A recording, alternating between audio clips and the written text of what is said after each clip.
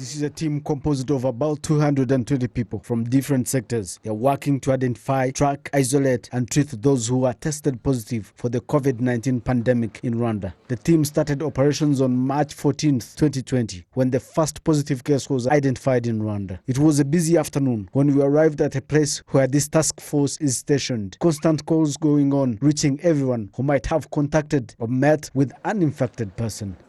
Nicole Jabo is among the young people here on the battle that is aimed at putting an end to the spread of the virus, while Rwandans continue to stay at home as a measure put in place by the government. Nicole is a young public health lecturer at the University of Global Health Equity. Norbert Swagirayezu is another young medical graduate from the University of Rwanda. They told us what it feels like to fight a battle like no other. Byari bigoyeho gato kubera ko urumva twahise dutangira.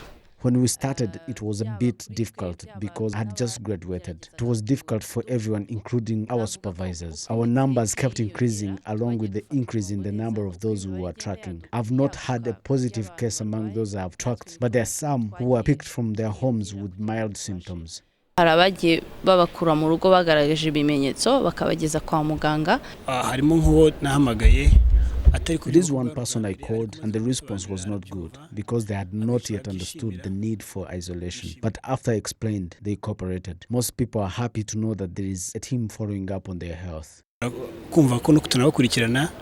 Every individual who is being tracked by this team is recommended to self-isolate for 14 days. Once they have not developed any symptoms, then they are allowed to go about with their usual life. But when that person develops any stated symptoms, they are taken to the health facility for treatment, as explained by Christelle Muvunyi from the Ministry of Health.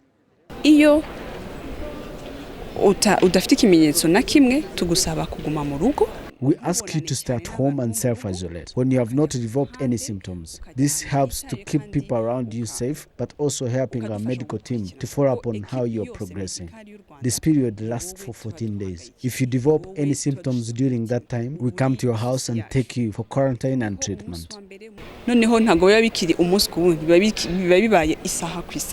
Since Rwanda confirmed the first person, so far at least 1,281 are considered to have met directly with the people who have tested positive for the disease. All those are being tracked by the task force. Current figures show that just 3% have been tested positive out of those who have been tracked by the health authorities. Dr. Sabin Sanzimana, the Director General of Rwanda Biomedical Center, told RBA that tracking and isolating those who might have contacted or met with the infected person is the right way to control further the spread of coronavirus.